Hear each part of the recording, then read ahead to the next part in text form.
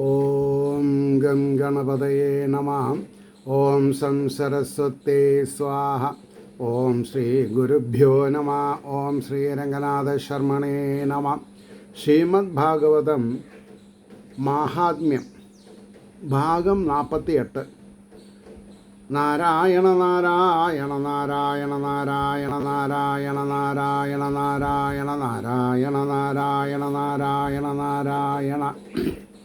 ഓം ശ്രീകൃഷ്ണാർപ്പണമസ്തു. ഓം ശ്രീകൃഷ്ണായ പരബ്രഹ്മണേ നമഃ. ഓം ശ്രീകൃഷ്ണായ പരമാത്മനേ നമഃ. ഹരേ രാമ രാമ രാമ ഹരേ ഹരേ, ഹരേ കൃഷ്ണ കൃഷ്ണ കൃഷ്ണ ഹരേ ഹരേ. ശ്രീമദ് ഭാഗവതം മൂലം പാരായണം മാഹാത്മ്യം ഭാഗം 48. കഴിഞ്ഞ എപ്പിസോഡിൽ 6-ാം അധ്യായത്തിൽ 33-ാമത്തെ ശ്ലോകമാണ് പറഞ്ഞു നിർത്തിയത്. ശുഗരൂപ പ്രബോധജ്ഞ സർവശാസ്ത്ര വിശാരദ ഏതൽ കഥാപ്രകാശേന മത് അജ്ഞാനം വിനാശയ. മതജ്ഞാനം എന്നാണ് അവിടെ പ്രിന്റ്, പക്ഷേ അത് വായിക്കുമ്പോൾ മത് അജ്ഞാനം വിനാശയ, എൻ്റെ അജ്ഞാനത്തെ നശിപ്പിക്കണേ എന്നാ പറഞ്ഞതിൻ്റെ താല്പര്യം. മനസ്സിലായില്ലേ? അതുകൊണ്ട് ഇനി നമ്മൾക്ക് 34-ാമത്തെ ശ്ലോകത്തിലേക്ക് പോവാം. തദഗ്രേ നിയമ പശ്ചാൽ കർത്തവ്യ ശ്രേയസേ മുദാ സപ്തരാത്രം യഥാശക്ത്യാ ധാരണീയ സ ഏവ ഹി. തദഗ്രേ നിയമ പശ്ചാത് കർത്തവ്യ ശ്രേയസേ മുദാ സപ്തരാത്രം യഥാശക്ത്യാ ധാരണീയ സ ഏവ ഹി. എന്താ പറഞ്ഞത്? വക്താവ് ആദ്യന്തം നിയമത്തെ അംഗീകരിക്കണം. വക്താവ് എന്ന് പറഞ്ഞാൽ പറയുന്ന ആൾ ആദ്യം മുതൽക്ക് അവസാനം വരെ നിയമത്തെ അംഗീകരിക്കണം. ഭാഗവതത്തിൽ എന്താ അനുശാസനം പറഞ്ഞോ അത് അംഗീകരിക്കണം. അതിൽ വെള്ളം ചേർക്കരുത്. വെള്ളം ചേർത്താൽ സമൂഹത്തിന് പാരയായിട്ട് തീരും. മാത്രമല്ല, വക്താവിന് ശ്രേയസ്സിന് പകരം പ്രേയസ് ഉണ്ടാവും. അതോടുകൂടി സ്വയം നാശം ഭരിക്കും. അപ്പോൾ സന്തോഷപൂർവമായി അനുഷ്ഠിക്കുന്ന ആ നിയമം ശ്രേയസ്സിനെ സാധിപ്പിക്കുന്ന, സന്തോഷപൂർവം എൻ്റെ കടമയാണ്, എൻ്റെ കടപ്പാടാണ്, ഉദരംഭരികളായിട്ട് ഭാഗവതത്തിന് ഞാൻ വിറ്റ് തിന്നില്ല എന്ന ശാസ്ത്രം അനുഷ്ഠിച്ചാൽ ശ്രേയസ് വർദ്ധിക്കും. ഏതുവിധം നിയമം സ്വീകരിച്ചാൽ 7 ദിവസം മുട്ടാതെ ഈ ഭാഗവത സപ്താഹ യജ്ഞം നടത്തുവാൻ സാധിക്കുമോ ആ വിധം നിയമത്തെ അംഗീകരിക്കുന്നതാണ് അധികം ഉത്തമം. എന്തുകൊണ്ടെന്നാൽ ആരംഭിച്ച രീതിയെ മധ്യേ വിച്ഛിത്തി വരുത്തുന്നത് നല്ലതല്ല. അപ്പോൾ ആരംഭിച്ച രീതിയെ മധ്യേ വിച്ഛിത്തി എന്ന് പറഞ്ഞെന്താ? പിന്നെ കഴുത്ത് മുറിക്കുക, അതിനെ തലമുടക്കുക എന്നൊക്കെ പറയില്ലേ. അപ്പോൾ ചിലവരുണ്ട് യജ്ഞം സ്വീകരിക്കും. യജ്ഞം സ്വീകരിച്ച് 2-3 ദിവസം കഴിഞ്ഞ് വേറൊരു സ്ഥലത്ത് പോയിട്ട് യജ്ഞം തുടങ്ങും. അത് ഇതിൽ പെടും. അപ്പോൾ അവരിത് ഒന്നില്ലെങ്കിൽ അറിയാഞ്ഞിട്ട്, അല്ലെങ്കിൽ അഹംഭാവം കൊണ്ട് ഭഗവാൻ വന്ന് ചോദിക്കുമോ എന്താ താൻ ഇങ്ങനെ ചെയ്തതെന്ന്? ചോദിക്കില്ല. പക്ഷേ അറിവുള്ളവരുടെ മനസ്സിൽ അതൊരു കരടായിട്ട് കിടക്കും. അത് മനസാക്ഷി കുത്തായിട്ട് വർദ്ധിക്കും. അത് പാപപങ്കിലമായൊരു അവസ്ഥയിലെത്തി ചേർക്കും. അപ്പോൾ അടുത്ത ശ്ലോകം 35. വരണം പഞ്ചവിപ്രാണാം കഥാഭംഗ നിവൃത്തയേ കർത്തവ്യം തൈർഹരേർജാപ്യോ ദ്വാദശാക്ഷര വിദ്യയാം. വരണം പഞ്ചവിപ്രാണാം കഥാഭംഗ നിവൃത്തയേ കർത്തവ്യം തൈർഹരേർജാപ്യോ ദ്വാദശാക്ഷര വിദ്യയാ. ഇതിൻ്റെ അർത്ഥം അതിലേറെ രസമാണ്. അതായത് ഈ ആചാര്യൻ ഒരു കമ്മിറ്റിക്കാർക്ക് വേണ്ടിയിട്ട് ഞാൻ ഇന്ന ദിവസം മുതൽ ഇന്ന ദിവസം വരെ നിങ്ങളുടെ അപേക്ഷപ്രകാരം സപ്താഹ യജ്ഞം നടത്തിക്കൊള്ളാം എന്ന് ഒരു ടോക്കൺ ഓഫ് എമൗണ്ട് ദക്ഷിണ വാങ്ങിയിട്ടുണ്ടെങ്കിൽ അവിടേക്ക് പുറപ്പെടുന്നതിൻ്റെ മുമ്പ് എന്ത് ചെയ്യണമെന്നാണ് പറഞ്ഞത്? 5 ബ്രാഹ്മണരെ വിളിച്ച് ദക്ഷിണകളും പിന്നെ എന്താണെന്നാ പറയുക, സോമൻ ഉത്തിരിയം, പഞ്ചകച്ചപ വേഷ്ടി എന്നൊക്കെ പറയും. അതൊക്കെ കൊടുത്ത് കാല് പിടിക്കണം. എന്തിനാ ആചാര്യൻ കാല് പിടിക്കണത്? ഈശ്വരൻ ശ്രീകൃഷ്ണന് ബ്രാഹ്മണരെ കാല് പിടിക്കാം, കാല് കഴിക്കാം എന്നുണ്ടെങ്കിൽ ആചാര്യനായിക്കൂടെ? എന്തിനു വേണ്ടിയിട്ട്? അതാണ് ഇവിടെ പറഞ്ഞത്. ഈ വരാൻ പോകുന്ന 7-8 ദിവസം ഞാൻ സപ്താഹമായിട്ട് എൻ്റെ കർത്തവ്യം നടത്തുമ്പോൾ ഈ പഞ്ചപ്രാണന്മാർ അല്ലെങ്കിൽ ഈ പഞ്ചഭൂതങ്ങളിൽ നിന്നും എൻ്റെ എന്താണെന്നാ പറയുക, എൻ്റെ ജ്ഞാനേന്ദ്രിയങ്ങളും കർമ്മേന്ദ്രിയങ്ങളും ഒക്കെ പഞ്ചം എന്നാണ് പറയുക അല്ലേ, അവരെ എനിക്ക് സ്വസ്തി തരണമെന്ന് അവരോട് അഭ്യർത്ഥിക്കണം. എന്തിനാ ബ്രാഹ്മണരെ എന്ന് പറയാൻ കാരണം, ബ്രാഹ്മണരെ യഥാശക്തി വിപ്രത്വമുള്ളവരാണ്. അവർ യഥാശക്തി ഗായത്രീനെ ഉപാസിച്ച് ഈശ്വരീയമായ രീതിയിൽ ജീവിക്കുന്ന ആൾക്കാരാണ്.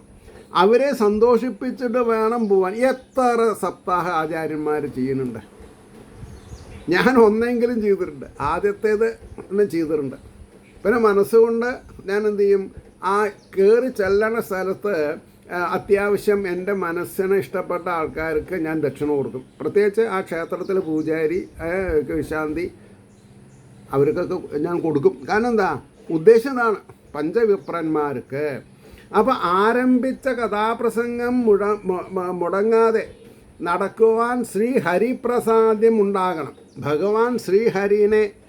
ഭഗവാനെ ആരും കണ്ടിട്ടുമില്ല, കാണൂല്ല. കാരണം എന്താ, ഭഗവാൻ നിരാകാരനാണ്. ഇതറിയാതെ കണ്ട് ചിലവരുണ്ട് ഗുരുവായൂരിൽ അത് അവരുടെ മാനസികാവസ്ഥ. ഞാൻ ഗുരുവായൂരപ്പനായിട്ട് ഇന്നലെ വൈകുന്നേരം സംസാരിച്ചേ ഉള്ളൂ, അങ്ങനെ പറഞ്ഞ ആൾക്കാരുണ്ട്. ആയിക്കോട്ടെ, സന്തോഷമേ ഉള്ളൂ.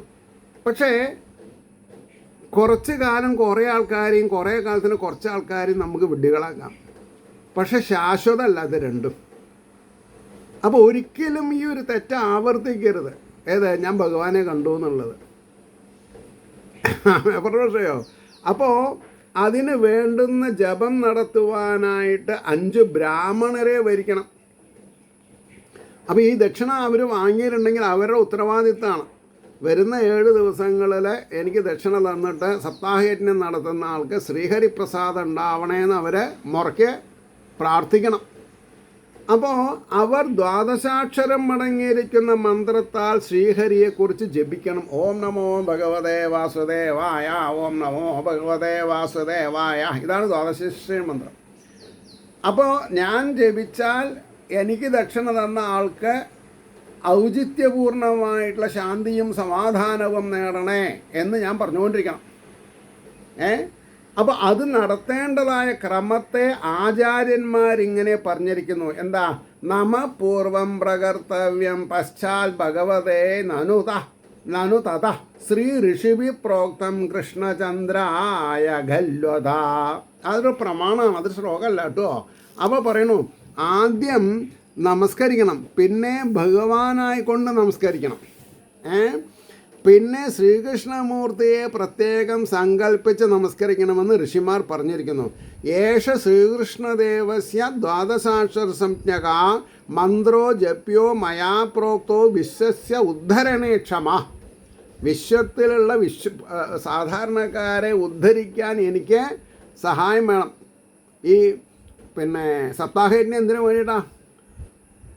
ഭാഗവതം എന്താണെന്ന് അറിയാത്തവരെ പ്രോത്സാഹിപ്പിക്കണം, ഭാഗവത ഗ്രന്ഥം വാങ്ങാനും അതിനെ ഉപാസിപ്പിക്കാനും. ഒരു സപ്താഹയജ്ഞം കഴിഞ്ഞാൽ ഒരാളേനെങ്കിലും സാധിക്കണം. അല്ല, നമുക്ക് സാധിച്ചിട്ടില്ല, അതിനർത്ഥം സപ്താഹത്തിൻ്റെ റിസൾട്ട് 0. അല്ലാണ്ട് നമ്മൾക്ക് അത്ര ദക്ഷിണ കിട്ടി നമ്മൾ എത്ര ആളെ പറ്റിച്ചു എന്നുള്ളതല്ല. നമുക്ക് പറ്റിക്കാൻ പറ്റില്ല. നമ്മൾ പറ്റിക്കണമെന്ന് ആരെ പറ്റിയിട്ടാണ് പറഞ്ഞത്? ഈശ്വരനെ പറ്റിയിട്ട്. സർവജീവ ഗുഹാശയ, എല്ലാ ജീവജാലങ്ങളിലും ഹൃദയത്തിൽ ജീവനായിരിക്കുന്ന ഭഗവാനെ നമുക്ക് പറ്റിക്കാൻ പറ്റുമോ? അപ്പോൾ അങ്ങനെ ശ്രമിക്കണവർ, അങ്ങനെ പറയുന്നവർക്ക് വിവരമില്ല എന്ന് ഞാൻ പറയുള്ളൂ. അപ്പോൾ ശ്രീകൃഷ്ണമൂർത്തി അപ്പോൾ ഈ വിശ്വസ്യോദ്ധരണ ക്ഷമ ദ്വാദശാക്ഷര മന്ത്രസ്യ ഋഷി പ്രോക്തക്ഷ നാരദ ഛന്ദോ അനുഷ്ഠിച്ച വിജ്ഞേയം കൃഷ്ണോ വൈ ദേവതാ സ്മൃത ഭഗവാനിതി ബീജം ച ശക്തിശ്ച ശ്രീ രുദാഹൃത കീലകം ച ഋഷിഭി പ്രോക്തം ചന്ദ്രായേതിന സംശയ പ്രാണായാമമാത്രായം കുര്യാൻ മന്ത്രേണ അനേന സർവദാ അംഗന്യാസാദികം കുര്യാൽ ധ്യായൽ ശ്രീകൃഷ്ണമച്യുതം. ശ്രീകൃഷ്ണമച്യുതം ധ്യായ ഇത് ചെയ്യണം. അപ്പോൾ ശ്രീകൃഷ്ണദേവൻ്റെ ദ്വാദശാക്ഷരം എന്ന പേരായ ഈ മന്ത്രം എന്നാൽ ജപിക്കപ്പെടുവാൻ യോഗ്യവും ലോകത്തെ സംസാര സമുദ്രത്തിൽ നിന്നും ഉദ്ധരിക്കാൻ ശക്തിയുള്ളതുമാകുന്നു. തെക്കോട്ടങ്ങോട്ട് കടന്നാൽ നിങ്ങൾക്ക് എത്ര ആൾക്കാരെ കാണാം, സപ്താഹാചന്മാരായിട്ട്. അവരിതിനെപ്പറ്റി ഒന്നും മനസ്സിലാക്കിയില്ല. കാരണം എന്താ, അവരൊന്നാമത് കിളിപ്പാട്ട് ഭാഗത്താണ് പറയുന്നത്. കിളിപ്പാട്ട് ഭാഗത്തിൻ്റെ പ്രാരംഭത്തിൽ ഇത്രയൊന്നും കാര്യങ്ങൾ പറഞ്ഞിട്ടില്ല. പിന്നെ മഹാത്മ്യം ഇല്ല അതിൽ മഹാത്മ്യം 4 പാദം, 1-ാം പാദം, 2-ാം പാദം, 3-ാം പാദം, 4-ാം പാദം എന്ന കുറച്ച് ശ്ലോകങ്ങളുണ്ട്. പക്ഷേ ആ ശ്ലോകങ്ങൾ ഈണത്ത് ചെല്ലിയാൽ പോരാ, ആ ശ്ലോകങ്ങളിലുള്ള അർത്ഥം അറിഞ്ഞാൽ മതി. ആ ശ്ലോകങ്ങളിലുള്ള അർത്ഥം സാധകന്മാരെ, ഇത് കേൾക്കുന്ന ആൾക്കാരെ പറഞ്ഞ് ബോധ്യപ്പെടുത്തിയാൽ നമ്മൾ രക്ഷപ്പെട്ടു. പക്ഷേ അതല്ലല്ലോ സ്ഥിതി. അപ്പോൾ പിന്നെ ഈ മന്ത്രം എന്നാൽ ജപിക്കപ്പെടുവാൻ യോഗ്യവും ലോകത്തെ സംസാര സമുദ്രത്തിൽ നിന്ന് ഉദ്ധരിപ്പാൻ ശക്തിയുള്ളതുമാകുന്നു. ഓം നമോ ഭഗവതേ വാസുദേവായ, ആ മന്ത്രത്തിനെ പറ്റിയിട്ടാണ് പറഞ്ഞത്. ഈ ദ്വാദശാക്ഷര മന്ത്രത്തിൻ്റെ ഋഷി നാരദനാണ്, അനുഷ്ഠുപ് ഛന്ദസ്സാണ്, ശ്രീകൃഷ്ണൻ ദേവതയാണ്, ഭഗവാനാണ് ബീജം, ശ്രീദേവിയാണ് ശക്തി, ചന്ദ്രായ ഇതി കീലകം. ഈ മന്ത്രം കൊണ്ട് തന്നെ 3 പ്രാവശ്യം പ്രാണായാമം കഴിക്കണം. ഈ മന്ത്രം കൊണ്ട് തന്നെ അംഗന്യാസാദികളെ ചെയ്ത ശേഷം ശ്രീകൃഷ്ണനെ ധ്യാനിക്കണം. അവിടെ ധ്യാന ശ്ലോകം പറഞ്ഞിട്ടുണ്ട്. ഇതൊക്കെ മിസ്സാവാണ് സാധാരണക്കാരന്, ഇതൊന്നും ആരും പറയില്ല. കൃഷ്ണം ഭാസ്വാൻ കിരീടാംഗതവലയകലാകൽക്കഹാരോധരാംഗ്രീം ശ്രോണീഭൂതം ശവക്ഷോ മണിമകരമഹാകുണ്ടലം മണ്ഡിതാസ്യം ഹസ്തോദൃശ്ചങ്കചക്രാംബുജഗതമമലം പീതകൗശേയവാസം വിദ്യുദ്ഭാസം സമുദ്യ ദിനകരസദൃശം പത്മസംസ്ഥം നമാമി. എന്താ അതിനർത്ഥം? ശ്രീകൃഷ്ണനെ ഞാൻ നമസ്കരിക്കുന്നു. എങ്ങനെ ഇരിക്കുന്ന ശ്രീകൃഷ്ണനെയാണ് നമ്മൾ നമസ്കരിക്കുന്നത്? കിരീടം, അംഗദം, വലയം മുതലായ ഭൂഷണങ്ങൾ കൊണ്ട് വിളങ്ങുന്ന കൃഷ്ണനെയാണ് നമസ്കരിക്കുന്നത്. മുത്തുമാല കൊണ്ട് ശോഭിക്കുന്ന ഉദരത്തോടും ശ്രേഷ്ഠമായ കടിപ്രദേശത്തോടും കസ്തൂരത്നത്താൽ അലങ്കരിക്കപ്പെട്ട മാറിടത്തോടും മകരകുണ്ടലങ്ങളാൽ ഏറ്റവും അലങ്കരിക്കപ്പെട്ട മുഖത്തോടും കൈകളിൽ ധരിച്ചിരിക്കുന്ന ശംഖം, ചക്രം, ഗദ, താമര എന്നിവയോടും ധരിച്ചിരിക്കുന്ന മഞ്ഞപ്പട്ടോടും മിന്നൽ പ്രഭ പോലെ ശോഭയോടും ഉദിച്ചുയരുന്ന സൂര്യനെ പോലെ പ്രകാശിക്കുന്നതോടും കൂടി പത്മാസനസ്ഥാനായിരിക്കുന്ന കൃഷ്ണനെ ഞാൻ നമസ്കരിക്കണമെന്നാ. നിൽക്കുന്ന പോസ്റ്റിലല്ല, പത്മാസനത്തിലിരിക്കുന്ന കൃഷ്ണനെ. ഇപ്രകാരം ധ്യാനിച്ച ശേഷം ദ്വാദശാക്ഷര മന്ത്രത്രേ ഓം നമോ ഭഗവതേ വാസുദേവായ അതിഭക്തിപൂർവം ധ്യാനിക്കണം എന്നാണ് ജപവിധി. അതിഭക്തിപൂർവം. അങ്ങനെ ഇരിക്കുമ്പോഴാണ് നമ്മൾ 36-ാമത്തെ ശ്ലോകത്തിലേക്ക് പോവുക. ബ്രാഹ്മണാൻ വൈഷ്ണവാംശ്ച അന്യാം സദാ കീർത്തനകാരിണാം നത്വാ സംഭൂജദത്താജ്ഞ സ്വയം ആസനമാവിശേത്. ബ്രാഹ്മണാൻ വൈഷ്ണവാംശ്ച അന്യാം സദാ കീർത്തനകാരിണ നത്വാ സംഭൂജദത്താജ്ഞാം സ്വയം ആസനമാവിശേത്. വിഷ്ണുഭക്തന്മാരും ഹരികഥാകീർത്തനം ചെയ്യുന്നവരുമായ മറ്റു ബ്രാഹ്മണരെയും നമസ്കരിച്ച ശേഷം അവരുടെ അനുജ്ഞയോടുകൂടി ശ്രോതാവ് തൻ്റെ ആസനത്തിലിരിക്കണം. അതായത് ഈ രംഗസംവിധാനം അറിയണം. ഈ തിരനോട്ടം എന്ന് പറഞ്ഞ മാതിരി ഈ ആദ്യം ഈ യജ്ഞവേദിയിൽ പ്രതിഷ്ഠിച്ചിട്ടുള്ള വിഗ്രഹത്തെ നോക്കിയിട്ടാണ് ഈ ദ്വാദശാക്ഷര മന്ത്രവും ഈ ശ്രീകൃഷ്ണ ധ്യാനമൊക്കെ ചെയ്യേണ്ടത്. അത് കഴിഞ്ഞ് നമസ്കരിച്ച് എണീറ്റാൽ സഭയെ വണങ്ങണമെന്നാണ്. സഭയെ വണങ്ങാതെ കണ്ട ആചാര്യൻ ഇരിക്കരുത്. എത്ര ആൾക്കറിയാം, എത്ര ആൾ ചെയ്യുന്നുണ്ട്. ദണ്ഡ നമസ്കാരം ചെയ്യണം. സ്റ്റേജിൻ്റെ മുകളിൽ ഈ ഇരിക്കുന്ന ഓഡിയൻസിനെ നോക്കിയിട്ട് 2 കൈയും കൂട്ടി തലയ്ക്ക് മേലെ പിടിച്ച് ദണ്ഡ നമസ്കാരം ചെയ്യണം. എന്നിട്ട് വേണം ശ്രോതാവ് തൻ്റെ വ്യാസപീഠത്തിലിരിക്കാൻ. വ്യാസപീഠത്തിലിരിക്കുമ്പോൾ വ്യാസപീഠത്തിന് ഒരു 3 പ്രാവശ്യം തൊട്ട് തലയിൽ വയ്ക്കണം. അത് കഴിഞ്ഞ് ഇരുന്നതിന് ശേഷം സരസ്വതി പീഠത്തെ വണങ്ങണം, തല മുട്ടണം, തൊട്ട് തലയിൽ വയ്ക്കണം. ഇതാണ് ഇതിൻ്റെ വിധികൾ. ഞാൻ പറഞ്ഞതല്ല, പത്മപുരാണത്തിൽ പറഞ്ഞിട്ടുള്ളതാണ്. വേണമെങ്കിൽ സ്വീകരിക്കാം, വേണമെങ്കിൽ വേണ്ട. ഇനി 37-ാമത്തെ ശ്ലോകം പറഞ്ഞു. ലോകവിത്തധനാകാര പുത്രചിന്താം യുധസ്യ ച കഥാചിത്തശ്രുതമതി ശുദ്ധമതി സലഭേൽ ഫലമുത്തമം. ലോകവിത്തധനാകാര പുത്രചിന്താം യുധസ്യ ച കഥാചിത്തശുദ്ധമതി സലഭേൽ ഫലമുത്തമം. അതിനർത്ഥം പറയാം, സുഹൃത്തുക്കൾ മുതലായ ജനങ്ങളെ, സ്വർണം രത്നം മുതലായ വിത്തം സമ്പത്ത്, പശ്ചാദികളായ ധനം, പശ്വാദികൾ, കർണാടക അക്ഷരമുണ്ട്, ശരിക്കും അക്ഷരം മനസ്സിലായില്ല, ക്ഷമിക്കണം. പശ്വാദികൾ പണ്ടത്തെ കാലത്ത്, പ്രത്യേകിച്ച് ഈ ദ്വാപര യുഗകാലത്ത് പശുക്കളുടെ എണ്ണം നോക്കിയിട്ടാണ് ഒരു രാജാവിൻ്റെ ആസ്തി നിശ്ചയിച്ചു തരുന്നത്. അതുകൊണ്ടാണ് പശുവാദികൾ, അതിൽ പശു എന്ന് പറഞ്ഞാൽ അതിൽ കുതിര, ആന, കുതിര, പശു, പിന്നെ ആടൊക്കെ പെടുട്ടുക, കഴുത അടക്കം പെടും. ധനം, ഗൃഹം, പുത്രന്മാർ മുതലായവകളെക്കുറിച്ചുള്ള ചിന്തയെ ഉപേക്ഷിച്ചിരിക്കണം. അപ്പോൾ യജ്ഞവേദിയിൽ ഇരിക്കുമ്പോൾ നമ്മൾക്ക് ഉത്തരവാദിത്വം ആരെ പറ്റി സംസാരിക്കാനാ? ഈശ്വരനെ പറ്റി. അപ്പോൾ കഥയിൽ തന്നെ മനസ്സിരുത്തണം, വായിക്കുന്നതിൽ മനസ്സിരുത്തണം. അപ്പോൾ എവിടെ വായിച്ചത് ചോദിക്കാതെ ഇട വരുത്തരുത്. ഞാൻ ആചാര്യനാണ്, ഗോ ടു ഹെൽത്ത് പറയും ഞാൻ, അത്രയേ ഉള്ളൂ. അങ്ങനെയല്ല, നമ്മൾക്ക് അതിനോടൊരു പ്രതിഭക്തി ഉണ്ടാവണം. ഇപ്രകാരം നിഷ്ഠയോ, അപ്പോൾ പറഞ്ഞു കഥയിൽ തന്നെ മനസ്സിരുത്തണം. രാഗദ്വേഷാദി വൃത്തികൾ മനസ്സിനെ മലിനപ്പെടുത്താതിരിക്കണം. ഈ രാഗദ്വേഷം എവിടെ വരിക? കാമക്രോധ മത മത്സര ലോഭ ഭയാദികൾ, ഇഷ്ടാനിഷ്ടങ്ങൾ.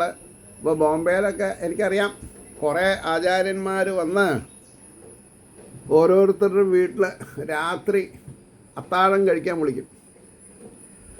അവിടെ പോയി ഷോക്കേസിൽ കാണുന്നതൊക്കെ അവർക്ക് വേണം പറയും. അവർ എന്നോട് പല ആൾക്കാരും കംപ്ലൈൻറ്റ് ചെയ്തിട്ടുണ്ട്, അതുകൊണ്ടാണ് ഞാൻ പറഞ്ഞത്. അപ്പം ഞാനും അങ്ങനെ പല സ്ഥലത്തും പോയിട്ടുണ്ട്, ഞാൻ മിണ്ടിയിട്ടില്ല, എനിക്കെന്താ ആവശ്യം. അതിൽ ചില രസികന്മാരുണ്ട്, 1.5 ലക്ഷത്തിൻ്റെ കാന്തം ഉള്ള കടക്കയിൽ ആണ് ഞാൻ കിടക്കുന്നത്. ഞാനിപ്പോൾ സ്വയംസോ ആണെന്നൊക്കെ പറയും, ആയിക്കോട്ടെ, സന്തോഷം. ദൈവസ്തംഭം മഹാശരി എന്ന് പറഞ്ഞ മാതിരി ഈ 7 ദിവസം നമ്മൾ ആരേനൊക്കെ മൂർഖത്വമുള്ളവരെ കണ്ടുമുട്ടെന്ന് പറയാൻ പറ്റില്ല. പല പദവിയിലും ഇരിക്കണവരായിരിക്കും അവരൊക്കെ. അപ്പം ആ മൂർഖത്വത്തിൽ നമ്മൾ പെടരുതേ എന്ന് ഈശ്വരനെ വേണ്ടിച്ചും കൊണ്ട് വേണം നമ്മൾ പെരുമാറാൻ. ഈശ്വരനെ വേണ്ടിക്കണം എന്ന് പറഞ്ഞാൽ ഈശ്വരനോട് പ്രാർത്ഥിക്കണം. അതേമാതിരിയുള്ള ദുരാഗ്രഹങ്ങളൊന്നും എൻ്റെ നിത്യജീവിതത്തിൽ എനിക്ക് വരരുതേ കൃഷ്ണ ഗുരുവായൂരപ്പ എന്ന് പറഞ്ഞ് പ്രാർത്ഥിക്കുക. അപ്പോൾ ഇവിടെ പറഞ്ഞു, രാഗദ്വേഷാദി വൃത്തികൾ മനസ്സിനെ മലിനപ്പെടുത്താതെ ഇരിക്കണം. ഇപ്രകാരം നിഷ്ഠയോടുകൂടെ യാതൊരുവൻ ഭാഗവത കേൾക്കുന്നുവോ അവൻ ഉത്തമ ഫലത്തെ പ്രാപിക്കും. അപ്പോൾ പറയുന്ന ആൾക്കും കേൾക്കുന്ന ആൾക്കും ഒരേപോലെ പങ്കുണ്ട് ഇതിൽ. പറയുന്ന ആൾ എത്രത്തോളം ഉത്തമനായിരിക്കണം, അതേപോലെ കേൾക്കുന്ന ആളും ഉത്തമനായാൽ മാത്രമേ അവരെന്ത് കേൾക്കണോ എന്നുള്ളതിനുള്ള ഫലം ഉണ്ടാവുള്ളൂ. അപ്പോൾ 38-ാമത്തെ ശ്ലോകം എപ്പോൾ തുടങ്ങണം എപ്പോൾ അവസാനിക്കണം എന്നൊക്കെയാണ്. സൂര്യോദയമാരഭ്യ സ അർദ്ധത്രിപ്രഹാരാന്തകം വാചനീയാ കഥാ സമ്യക് ധീരഖണ്ഡം സുധീമതാം. സൂര്യോദയമാരഭ്യ സ അർദ്ധത്രിപ്രഹരാന്തകം സ അർദ്ധത്രിപ്രഹരാന്തകം വാചനീയാ കഥാ സമ്യക് ധീരഖണ്ഡം സുധീമതാം. വായിപ്പാനുള്ള കാലനിയമം പറയണു. സൂര്യോദയം മുതൽ 3:30 യാമം കഴിയുന്നതുവരെ വായിക്കാം. 3:30 യാമം എന്നാണ് പ്രമശയം. സൂര്യോദയം മുതൽ 3:30 യാമം വരെ. അപ്പോൾ സൂര്യോദയം ആകുമ്പോഴേക്കും വിഷ്ണുസഹസ്രനാമം ജപിച്ചിരിക്കണം, വായന തുടങ്ങിയിരിക്കണം. ഒരു 12:30 വരെ വായിക്കണം. 12:30 വരെ വായിക്കാം. സാന്ദ്രമായ സ്വരത്തോടുകൂടി ബുദ്ധിമാനായ പണ്ഡിതൻ വായിക്കണം. സാന്ദ്രാനന്ദം, എല്ലാവർക്കും കേൾക്കാനുള്ള ഇമ്പമുള്ള ശബ്ദത്തോടു കൂടി വായിക്കണം എന്നാ. ഈ പാറയുടെ മുകളിൽ ചിരട്ട ഉരയ്ക്കണ കൂടുതലാവരുത് പ്രമശയം. അപ്പോൾ അപ്പോൾ പറഞ്ഞു ശ്രോതാക്കന്മാരെ ആനന്ദിപ്പിക്കുന്ന വിധത്തിൽ സാന്ദ്രമായ സ്വരത്തോട് ബുദ്ധിമാനായ പണ്ഡിതൻ വായിക്കണം. അപ്പോൾ ഈ ബുദ്ധിമാനായ പണ്ഡിതൻ എന്നുള്ളത് പ്രത്യേകം അറിയണം. ഉച്ചവും നീചവുമായ സ്വരം സ്വീകാര്യമുള്ള, കൂടുതൽ ഉയർത്താനും പാടില്ല, കൂടുതൽ താഴ്ത്താനും പാടില്ല, മധ്യമസ്വരത്തിൽ. മധ്യമസ്വരം സാന്ദ്രഗംഭീര ശബ്ദം അംഗീകരിക്കുന്നതാണ്. സ ആർദ്ര ഗംഭീര ശബ്ദം എന്നാണ് അർത്ഥം പറയാം. അപ്പോൾ അംഗീകരിക്കുന്നതാണ്. വക്താവിനും ശ്രോതാക്കൾക്കും സുഖകരമെന്നാണ് ധീരകണ്ഠം എന്ന് ബോധിപ്പിക്കുന്നത്. ധീരകണ്ഠം എന്ന് പറഞ്ഞാൽ എന്താണ് അർത്ഥം? നല്ല ആരോഗ്യമുള്ള കണ്ഠത്തോടുകൂടി വായിക്കണം എന്നാണ്.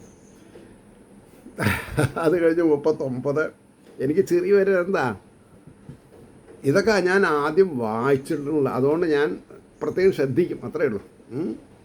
കഥാവിരാമകർത്തവ്യോ മധ്യാനേ ഘടികാദ്വയം തത്കഥാമനുകാര്യം വൈ കീർത്തനം വൈഷ്ണവസ്തദാം. കഥാവിരാമകർത്തവ്യോ മധ്യാനേ ഘടികാദ്വയം തത്കഥാമനുകാര്യം വൈ കീർത്തനം വൈഷ്ണവൈസ്തദാം. മധ്യാഹ്നത്തിൽ 2 നേരം കഥ നിർത്തണം. അതാണ് ഈ 12:30 എന്ന് പറയാൻ കാരണം. അത് കഴിഞ്ഞാൽ പിന്നെ 2 മണിക്കേ തുടങ്ങാവൂ. പക്ഷേ ചിലപ്പോൾ വായന കഴിയില്ല. അത് കാരണം എന്ത് ചെയ്യണം? ആദ്യം കഥ പറഞ്ഞുകൊണ്ട് അവസാനിപ്പിക്കുന്നതിന് മുമ്പേ പൗരാണികനോട് പോയി ഊണ് കഴിച്ച് വരാൻ പറയണം. എന്നിട്ട് കഥ നിർത്തി ഒരു 15 മിനിറ്റ് കഴിഞ്ഞാൽ കഥ വായിച്ചോളാൻ പറയാം. കാരണം എന്താ? അല്ലെങ്കിൽ ഇത് കഴിയില്ല. അറ്റ്ലീസ്റ്റ് വായന സൂര്യോദയത്തിൻ്റെ മുമ്പ് കഴിയണം എന്നാണ്. അല്ല, അസ്തമനത്തിൻ്റെ, സൂര്യൻ അസ്തമിക്കുന്നതിൻ്റെ മുമ്പ് വായന കഴിഞ്ഞിരിക്കണം. അത് കഴിഞ്ഞിട്ട് കഥാപ്രസംഗം എങ്ങനെ വേണമെങ്കിലും ആവാം. ഭജനയ്ക്ക് അതിന് സമയപരിധി ഇല്ല, എപ്പോൾ വേണമെങ്കിലും ആവാം. അപ്പോൾ ഇവിടെ പറയണു, വായിപ്പാനുള്ള കാലനിമയം സൂര്യോദയം മുതൽ 3:30 കഴിയുന്നതുവരെ വായിക്കാം. ശ്രോതാക്കന്മാരെ ആനന്ദിപ്പിക്കുന്ന വിധത്തിൽ സാന്ദ്രമായ സ്വരത്തോടു കൂടി ബുദ്ധിമാനായ പണ്ഡിതൻ വായിക്കണം. ഉച്ചവും നീചവുമായ സ്വരം സ്വീകാര്യമല്ല. അത് കഴിഞ്ഞാൽ അതിന് മുമ്പ് പറഞ്ഞു. ഇനി നമുക്ക് കഥാവിരാമകർത്തവ്യോ മധ്യാനേ ഘടികാദ്വയം തഥാ കഥാമനുകാര്യം വൈ കീർത്തനം വൈഷ്ണവൈ സദാ. അതിനർത്ഥമാണ് പറയേണ്ടത്. മധ്യാഹ്നത്തിൽ 2 നേരം കഥ നിർത്തണം. ആ സമയത്തിൽ വിഷ്ണുഭക്തന്മാരായ ബ്രാഹ്മണർ ഹരികീർത്തനം കൊണ്ട് ശ്രോതാക്കന്മാരെ ആനന്ദിപ്പിക്കണം. നാരായണീയം എന്ന് പറഞ്ഞില്ല. കാരണം നാരായണീയം എന്നുള്ളത് ആ വകുപ്പിൽ വരില്ല. അതുകൊണ്ടാണ്. പിന്നെ ഇപ്പോൾ ഈ നാരായണം പഠിച്ചവർക്ക് ഈ സമൂഹത്തിലൊരു പ്രോത്സാഹനം വേണം. അത് അവരെന്നെ പറയും, ഞങ്ങൾ വായിക്കിട്ടോന്ന്. പിന്നെ ഇപ്പോൾ ആരാ വേണ്ട പറയുക? അതാണ്, അല്ലാതെ ഒന്നുമല്ല.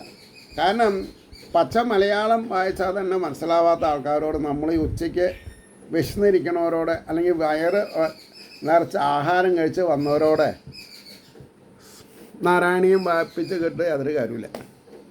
സോറി. ഹരേരാമ ചൊല്ലിക്കൂ ആ സമയം. എന്താ ഗുണം? അത് ജപിക്കുന്നവർക്കും ആ ജപം കേൾക്കുന്നവർക്കും അർത്ഥം അറിയാൻ ബുദ്ധിമുട്ടില്ല. അതുകൊണ്ട് ഞാൻ പറയാൻ കാരണം. അപ്പോൾ ഇവിടെ പറഞ്ഞു ശ്രോതാക്കന്മാരെ ആനന്ദിപ്പിക്കണം എന്നാണ് പറഞ്ഞത്.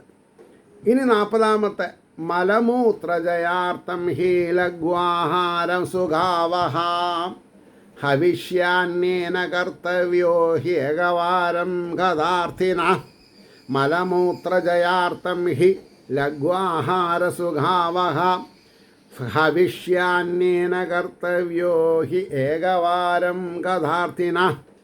അതായത് മലമൂത്രാദികളുടെ ബാധ കൂടാതെ കഴിപ്പാൻ ശ്രോതൃജനങ്ങൾ ലഘുവായ ആഹാരം സ്വീകരിക്കുന്നത് സുഖമായിരിക്കും. ലേശം എന്തെങ്കിലും കഴിക്കാം. അല്ലാണ്ട് ഒരു 6 ഇഡ്ഡലി, ഒരു 3 ദോശ, 2 നേന്ത്രപ്പഴമൊന്നും കഴിക്കരുത്. എന്താ, വയറ് കനത്താൽ വായന നന്നാവില്ല, പ്രഭാഷണം നന്നാവില്ല. അതേപോലെ തന്നെ ശ്രോതാക്കൾ ഇരുന്ന് ഉറക്കം തൂങ്ങും ജാസ്തി ആഹാരം കഴിച്ചാൽ. സാത്വിക ആഹാരമേ കഴിക്കാൻ പാടുള്ളൂ. ഉപ്പിലിട്ടതൊന്നും കൂട്ടാൻ പാടില്ല. ഉപ്പിലിട്ടതൊക്കെ രജോ ഗുണം തമോ ഗുണം. അപ്പോൾ പ്രത്യേകം ശ്രദ്ധിക്കേണ്ട കാര്യം അതൊക്കെ. അപ്പോൾ മലമൂത്രാദികളുടെ ബാധ കൂടാതെ കഴിപ്പാൻ ശ്രോതൃജനങ്ങൾ ലഘുവായ ആഹാരം സ്വീകരിക്കുന്നത് സുഖമായിരിക്കും. അപ്പോൾ കോർപ്പസ് ഫണ്ട് വരാൻ കുറച്ച് ബുദ്ധിമുട്ടാണ് ഇതിൻ്റെ അർത്ഥം പറഞ്ഞാൽ. ലഘുവാഹാരം ഒരു കാലത്തെ പ്രഭാത ഭക്ഷണം പറഞ്ഞിട്ട് 3000 റുപ്യ പ്രകാരം 5 ആളുടെ നിന്ന് വാങ്ങിയിട്ടുണ്ടെങ്കിൽ 35-15. അപ്പോൾ ആൾക്കാരെന്താ ചോദിക്കുക, എന്താ നേന്ത്രപ്പഴം പഴുങ്ങാത്തതാ ചോദിക്കും. അപ്പോൾ എനിക്കതിന് ഉത്തരമുണ്ട്. നമ്മൾ ഈ ഡൊണേഷൻ കൊടുക്കുന്നത് അല്ലെങ്കിൽ ഡൊണേഷൻ വാങ്ങണത് സുഗമമായ നടത്തിപ്പിന് വേണ്ടിയിട്ടാണ്. സുഗമമായ എന്ന് പറഞ്ഞാൽ ആഹാരം സദ്യ വേണമെന്നല്ല. എന്താവട്ടെ, ഞാൻ കൂടുതൽ വഷളാക്കണില്ല പറഞ്ഞിട്ട്. അപ്പോൾ ഇവിടെ പറയുന്നുണ്ട്, അരിയോ ചാമയോ ഏത് ധാന്യമോ സാധാരണ ഭക്ഷിക്കുന്നത് ആ ധാന്യം കൊണ്ടുണ്ടാക്കി ഭഗവാന് നിവേദിച്ച ആഹാരം ഒരു നേത്രം മാത്രം കഴിക്കുന്നതാണ് നല്ലതെന്ന്. ഈശ്വരൻ്റെ നിവേദ്യം ഇതിപ്പോൾ നമുക്ക് അങ്ങനെയല്ല. 3 നേരം, കാലത്ത്, ഉച്ചയ്ക്ക്, വൈകുന്നേരം, പിന്നെ ഇടനേരം പഴം പുഴുങ്ങിയതോ എന്തൊക്കെയാ അങ്ങനെ. അടുത്തത് 41-ാമത്തെ ശ്ലോകം. ഉപോഷ്യ സപ്തരാത്രം വൈ ശക്തിശ്ചേ ശൃണുയാർത്ഥതാ ഘൃതപാനം ഭയപാനം കൃത്വാ വൈ ശൃണുയാത് സുഖം. ഉപോഷ്യ സപ്തരാത്രം വൈ ശക്തിശ്ച ശൃണുയാത്തതാ ഘൃതപാനം ഭയപാനം കൃത്വാ വൈ ശൃണുയാൽ സുഖം. ശക്തിയുള്ള പക്ഷം 7 ദിവസം ആഹാരം കൂടാതെ തന്നെ കേൾക്കുന്നത് ഉത്തമം എന്നാണ്. ഇതാണ് ഈ ആൾക്കാർ പറയാണ്ടിരിക്കുന്നത്. ഏതാൾക്കാരെ? നല്ല ആചാര്യന്മാർ ഇത് പറയാത്തത് എന്തുകൊണ്ടാണ്? എന്തിനാ വ്യക്തിവിരോധം കേട്ടുന്നത്? കമ്മിറ്റിക്കാരുടെ ഭാര്യമാരും സഹോദരന്മാരും കമ്മിറ്റിക്കാരോടൊക്കെ ഇത് കേട്ടാൽ അടുത്ത പ്രാവശ്യം ഈ കമ്മിറ്റിക്കാർ നമ്മളെ വിളിച്ചില്ലെങ്കിൽ നമ്മുടെ ജീവിതം മുട്ടില്ലേന്നാ. അതാണല്ലോ സത്യം. എത്ര വലിയ പട്ടമുള്ള ആചാര്യനാണെങ്കിലും ഈശ്വരൻ എന്ത് പറഞ്ഞിട്ടുണ്ട് എന്ന് സാധാരണക്കാർക്ക് പറഞ്ഞ് മനസ്സിലാക്കി കൊടുക്കാത്തോടത്തോളം കാലം ആ വ്യക്തി ഭ്രഷ്ടനാണെന്ന് ഞാൻ പറയുള്ളൂ. എന്താ ഭ്രഷ്ടൻ എന്ന് പറഞ്ഞാൽ? ഭ്രഷ്ട് കൽപ്പിച്ചവനാണ്. അത് പറയാനുള്ള അധികാരമുണ്ട് എനിക്ക്. ഞാനിത് ഭാഗവതത്തിൻ്റെ മുമ്പിൽ ഇരുന്നിട്ടാണ് പറയണത്, അല്ലാണ്ട് വ്യക്തിവൈരാഗ്യം തീർക്കാറല്ല. അങ്ങനെയൊന്നും ഇല്ല എനിക്കെന്താ ആവശ്യം? അപ്പോൾ ശക്തിയുള്ള പക്ഷം ആർക്ക്? ശ്രോതാക്കൾക്ക് ശക്തിയുള്ള പക്ഷം 7 ദിവസം ആഹാരം കൂടാതെ തന്നെ ജലപാനം മാത്രം കഴിച്ച് നിലത്ത് കിടന്നുറങ്ങി ഭാഗവത കേട്ടുകൊണ്ട് ഇരിക്കണമെന്നാണ് ഉത്തമം. നെയ്യോ പാലോ പാനം ചെയ്യുന്നതിനും വിരോധമില്ല. ഏതുവിധമായാൽ സുഖമായി ശ്രവിപ്പാൻ കഴിയുമോ, ഏത് വിധമായാലും സപ്താഹം നന്നായി പറയുന്നത് കേൾക്കണം. ആ വിധം ആഹാരത്തെ നിയന്ത്രിക്കണം. അത് ഇനി ഇതിൻ്റെ ഫലം നോക്കൂ. ഉപാസനയിലുള്ള ഭേദം ഫലത്തിലുണ്ടാവും. ഞാൻ 10,000 കൊടുത്തിട്ടുണ്ട് ഇവിടുന്ന് കരഞ്ഞിട്ട് യാതൊരു കാര്യമില്ല. 42-ാമത്തെ ശ്ലോകം. ഫലാഹാരേണ വാ ശ്രാവ്യം ഏകഭക്തേന വാ പുനഃ സുഖസാധ്യം ഭവേദ്യത്തു കർത്തവ്യം ശ്രവണാൽ തത്. ഫലാഹാരേണ വാ ശ്രാവ്യം ഏകഭക്തേന വാ പുനഃ സുഖസാധ്യം ഭവേദ്യത്തു കർത്തവ്യം ശ്രവണായ തത്. ഫലഭക്ഷണം, അതായത് ഫലം, പഴം വേവിച്ചിട്ടല്ല കേട്ടോ, പച്ച. ഫലഭക്ഷണം സ്വീകരിക്കുന്നതും കൊള്ളാം. അല്ല ആപ്പിളോ പിന്നെ ഓറഞ്ചോ ഒക്കെ ആവാം, മുന്തിരിങ്ങയൊക്കെ ആവാം. ഒരു നേരം ഊണ് കഴിക്കുന്നതായാലും വിരോധമില്ല എന്നാ. 3 നേരം വേണ്ടാന്ന് പറഞ്ഞു. എത്ര ആൾക്കറിയാം? പറയില്ല. കമ്മിറ്റിക്കാരും ഞങ്ങളെന്താ പറഞ്ഞത് അത് പറയണമെന്നാ കമ്മിറ്റിക്കാർ ചിലപ്പോൾ ഷഡിക്കും. ഞാൻ വെറുതെ ആണോ കൊറോണയ്ക്ക് ശേഷം വേണ്ട വെച്ചത്? അതുമില്ല ഇതുമില്ല നമ്മുടെ ദീക്ഷയില്ല പറഞ്ഞ മാതിരി അപ്പോഴത്തെ കാര്യങ്ങൾ പറഞ്ഞു. പക്ഷേ അതുമില്ല ഇതുമില്ല നമ്മുടെ ദീക്ഷയില്ല പറഞ്ഞ മാതിരി. അപ്പോൾ പറഞ്ഞു ഫലഭക്ഷണം സ്വീകരിക്കുന്നത് കൊള്ളാം, ഒരു നേരം ഊണ് കഴിക്കുന്നതായാലും വിരോധമില്ല. ഏതുവിധം ആഹാരം സ്വീകരിച്ചാൽ സുഖമായിട്ട് കേൾക്കുവാൻ കഴിയുമോ ആ വിധം ആഹാരത്തെ അംഗീകരിക്കാം. പ്രാധാന്യം ശ്രവണത്തിനാകയാൽ ആഹാര നിയമം നിമിത്തം ശ്രവണം മുടങ്ങിപ്പോകാതിരിപ്പാൻ മനസ്സ് ഇരുത്തണമെന്ന് സാരം. ഈ സാരം ചോദിക്കണവരുമില്ല, സാരം പറയണവരുമില്ല, സാരം ഗ്രഹിച്ചവരും പറയില്ല. അവിടെയാണ് ഏറ്റവും വലിയ തെറ്റ്. ഇനി 43-ാമത്തെ ശ്ലോകം. ഭോജനം തുവരം മന്യേ കഥാശ്രവണകാരകം സ ന ഉപവാസോ വരപ്രോക്ത കഥാവിഘ്നകരോ യതി. ഭോജനം തുവരം മന്യേ കഥാശ്രവണകാരകം ന ഉപവാസോ വരപ്രോക്ത കഥാവിഘ്നകരോ യതി. ഉപവാസം കഥാശ്രവണത്തെ വിഘ്നപ്പെടുത്തുമെന്ന് വരുന്ന പക്ഷം കഥാശ്രവണത്തെ സാധിപ്പിക്കുന്നതായ ഭോജനം ശ്രേഷ്ഠം. ഇപ്പോൾ ഉപവാസം ചെയ്താൽ ഞാൻ ക്ഷീണിക്കും, അല്ലെങ്കിൽ എനിക്ക് ഉറക്കം വരും, എനിക്ക് സഹനശക്തി ഇല്ല എന്ന് വിചാരിച്ചാൽ എങ്ങനെ നിങ്ങൾക്ക് സഹനശക്തി ഉണ്ടാവുക? എന്തിന്? കേൾക്കണമാണ്, മറ്റുള്ളതിനൊന്നുമല്ല. കേൾക്കാൻ സഹനശക്തി എങ്ങനെ ഉണ്ടാവുക? അതിനനുസരിച്ചിട്ടുള്ള ആഹാരം കഴിക്കാം. അപ്പോൾ പറഞ്ഞു കേൾക്കണമെന്നുള്ള, അപ്പോൾ പറഞ്ഞു ഉപവാസം ഇരുന്ന് കേൾക്കണമെന്നുള്ള നിർബന്ധം വെക്കണ്ടെന്നാ, നടക്കില്ല. അതന്നെ, കേൾക്കണമെന്നു മാത്രം നിർബന്ധമുണ്ടാകണം. അത് സാധിപ്പാൻ ഉപകരിക്കുന്ന വിധം ആഹാര നിയമം ഏർപ്പെടുത്തിക്കൊള്ളണമെന്ന സാരം. അതിപ്പോൾ നാട്ടുകാരെന്ത് പറയും, വീട്ടുകാരെന്ത് പറയും, അടുത്തുള്ളവരെന്ത് പറയും, അതൊന്നും കേൾക്കാൻ നിൽക്കരുത്. അത് കഴിഞ്ഞിട്ട് 44-ാമത്തെ ശ്ലോകം. സപ്താഹവ്രതിനാം പുംസാം നിയമാം ശൃണു നാരദ വിഷ്ണുദീക്ഷാവിഹീനാനാം ന അധികാര കഥാശ്രവേ. ഇത് എഴുതി വെക്കണം, എന്നാൽ ആരും വരൂല. എന്താ എഴുതി വെക്കേണ്ടത്? സപ്താഹവ്രതിനാം പുംസാം നിയമാം ശൃണു നാരദ വിഷ്ണുദീക്ഷാവിഹീനാനാം ന അധികാര കഥാശ്രവേ. ഹേ നാരദ, സപ്താഹം ആചരിക്കുന്ന ആളുകൾ സ്വീകരിക്കേണ്ടതായ നിയമങ്ങളെ കേൾക്കുക. തന്ത്രോക്ത വിധി പ്രകാരം വിഷ്ണു ദീക്ഷ ചെയ്യാത്തവർക്ക് കഥാശ്രവണത്തിന് അധികാരമില്ല. എന്താ തന്ത്രോക്തി വിധി പ്രകാരം വിഷ്ണു ദീക്ഷ എന്ന് പറഞ്ഞാൽ? അത് പറയുന്നുണ്ട്. ബ്രഹ്മചര്യം മതസുക്തി പത്രാവല്യാം ച ഭോജനം കഥാസമാപ്തോ ഭുക്തിം ച കുര്യാൻ നിത്യം കഥാവ്രതി. ബ്രഹ്മചര്യമധസുപ്തി പത്രവാല്യാം ച ഭോജനം കഥാസമാപ്തോ ഭുക്തിം ച കുര്യാ നിത്യം കഥാവ്രതി.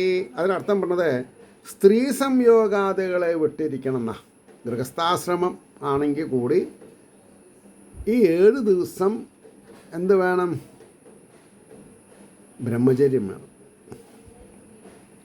സ്ത്രീ എന്താ ചെയ്യാം? വെറും നിലത്തായിരിക്കണം കിടപ്പ്, സുഖസൗഖ്യങ്ങൾ നോക്കരുത് എന്ന്. എന്നപ്പോൾ യജ്ഞം നടക്കുമോ? ഇല്ല. ധൈര്യമായിട്ട് പറയാം.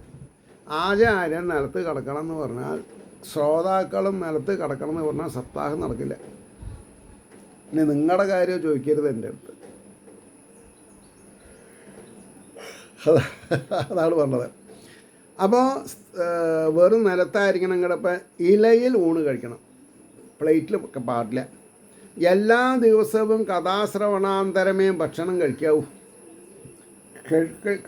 അത് പറയേണ്ട ആൾക്കാർ പറയുകയും ചെയ്യണം, പറഞ്ഞതിൻ്റെ ശേഷം കഴിക്കാവൂ. ആചാരനാണ്, ഞാൻ നേരത്തെ കഴിക്കട്ടെ എന്ന് പറയരുത്. അപ്പോൾ ശ്രോതാക്കൾക്കും അഭിവന്ദ്യ ആചാര്യനും അനുസരിക്കാനുള്ളതാണ് അതൊക്കെ. അപ്പോൾ ഇലയിൽ ഊണ് കഴിക്കണം, എല്ലാ ദിവസവും കഥാശ്രവണാന്തരമേ ഭക്ഷണം കഴിക്കാവൂ എന്ന് പറഞ്ഞു. അവിടെ നിർത്താം. ഏവർക്കും ശ്രീ ഹരിയുടെ അനുഗ്രഹാശിസ്സുകൾ നിർലോഭമുണ്ടാവട്ടെ എന്ന് പ്രാർത്ഥിക്കുന്നു. നമസ്കാരം. നാളെ കാണാം.